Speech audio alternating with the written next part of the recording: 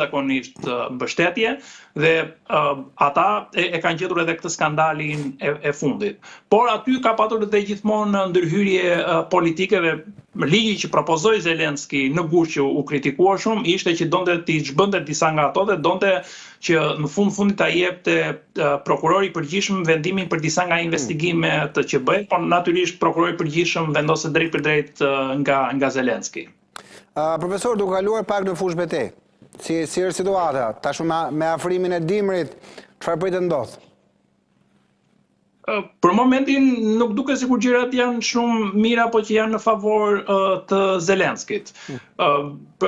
Duket që mbështetja për Ukrainën përtej fjalëve për sa i përket nga ana e armatimeve apo nga ana e armëve që i dërguar dhe armëve parash, për momentin duket sikur ka ngelur pezull. Zelenski është duke krijuar disa aleanca të reja, është duke diskutuar që të gjejë një marrëveshje, por nëse nuk do ketë mbështetjen e Shtetit Bashkuar të Amerikës, sepse Shtetet Bashkuara të Amerikës ç'është e vërteta janë vende që kanë dërguar më shumë para dhe më shumë ndihmë për Ukrainën, do ta ketë gati të pamundur për të luftuar. Çfarë është interesante për momentin është që Shtetet Bashkuara të Amerikës së bashku me Rusin kanë propozuar një plan me 28 pika që ka çuar Zelenski dje dhe Zelenski është shprehur që Bashkimi Evropian ishte kundra pak a shumë, ka pasur edhe kundërshtim nga Bashkimi Evropian, në mos gaboj.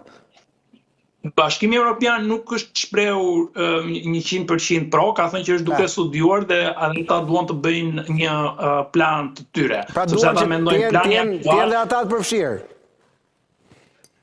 Natyrisht po ky është edhe gjithmonë ka qenë ky si problemi, po çfarë është ndryshe kësaj here dhimi është se më përpara Shtetet Bashkuara të Amerikës flisnin me Ukrainën, flisnin me europianët dhe pastaj shkonin tek rusët. Kurse kësaj here me këtë marrëveshje është që Shtetet Bashkuara të Amerikës kanë folur drejt për drejt me rusët dhe nga ana tjetër po flasin edhe me ukrainësit. Dhe diskutimet i kanë bërë në paralele dhe kjo është një qasje ndryshe që Shtetet Bashkuara të Amerikës kanë bërë. Tani ngelet për të parë nëse Zelenski dhe europianët kanë për ta pranuar. Për momentin duket si kushtet po i dikton Shtetet Bashkuara të Amerikës së bashku me Rusin. Plani 28 pikë unë e kam lexuar, është ambicioz, por duket që Ukraina humbet më shumë se sa Rusia, sepse kërkohet që pjesa e lindjes të jepet praktikisht të gjithës Rusisë dhe të ketë edhe njëjë të Krajinës dhe vendeve të tjera. Pala tjetër pasaj duket tek ai plani me 28 pika janë që shkojnë përtej Ukrainës. Si një nga ato pikat është që nuk do ketë më zgjerim të NATO-s, që në vetvete është një lajm tej masa i madh, sepse nuk është vetëm thjesht për Ukrainën, por është edhe për zgjerimin e ardhshëm të NATO-s dhe Rusia e ka kërkuar që kjo të jetë një marrëveshje me Shtetet Bashkuara të Amerikës. Gjithashtu ata kanë kërkuar që të bëhet traktati i ri për sa i përket armëve bërthamore dhe shumë nga vendet që kanë apo që janë edhe vende të vogla si Ukraina që mund të kenë kapacitete për t'i prodhuar, mos i prodhojnë më.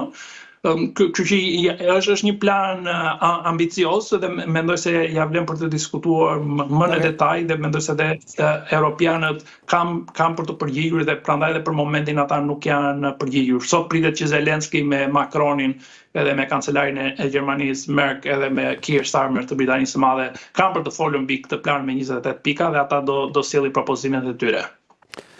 Profesor, në fund doja të merr një koment për zhvillimet në Kosovë. Zgjedhja 28 dhjetor.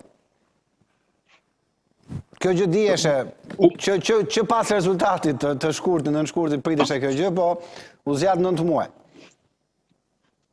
Unë nuk mendoj se është një zhvillim pozitiv në vetvete, sepse Kosova ka buxhetin e ardhshëm, si edhe juve. Profesor, do doja në aspektin ndërkombëtar. Ndjes profesor, thjesht për ta saktuar.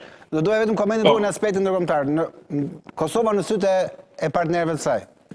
Në këto 9 muaj, çfarë ka ndryshuar te sytë e partnerëve britanik, amerikan, evropian, ka ndryshuar diçka? Për keq, për mirë? Nuk duket për keq, nuk duket shumë pozitive. Nuk duket që është një vend që i merr përgjegjësitë përsipër. Përtej gjithmonë zhvillimeve politike natyrisht në çdo vend ka, por nuk duket edhe kjo e cënon dhe besimin që ndërkombëtarët kanë. Unë çfarë doja ta cilësoja është që Europa ka mbi 800 milion euro që do t'i japi Kosovës, por për shkak sepse nuk ka një qeveri funksionale, nuk ka se ti negocion tonë. Dhe nuk di ku t'ja japi. Shtetet e Bashkuara të Amerikës kanë disa marrëveshje që duhet i bëjmë për Kosovën, nuk mundet. Britania e Madhe gjithashtu për te çështjet e emigrantëve që është edhe ka negociuar me Kosovën, do të bëjë dhe marrëveshje për sa i përket të mbrojtjes, edhe për sa i përket të marrëdhënieve tregtare, po gjithashtu dhe në fushën e mbrojtjes. Dhe për sa kohë nuk ka një qeveri, kjo në vetvete ka një impakt negativ për Kosovën. Kështu që unë shpresoj që leadershipi në Kosovë ta marrë vërtet seriozisht dhe ndofta mbas këtyre zgjedhjeve ta bëjë një qeveri sa më shpejt dhe të bien dakord. Në fundit kushtetuta e Kosovës gjithmonë kërkon që palët të hyjnë në koalicion. Edhe kjo duhet të hyjë dhe duhet të shtohet kulturës në Kosovë. Profesor, shumë faleminderit. Gjithmonë kënaqësi të bisedoj me ju, të dëgjoj analizat tuaja shumë të vëra, unë padyshim por edhe gjithë teleshikuesit e Euronews Albania. Ju uroj një fundjavë sa më të bukur. Shumë faleminderit e shumë kënaqësi gjithmonë të jem me ju dhe në Euronews. Faleminderit shumë profesor. Shumë japsi publicitare, rikthehemi sërish.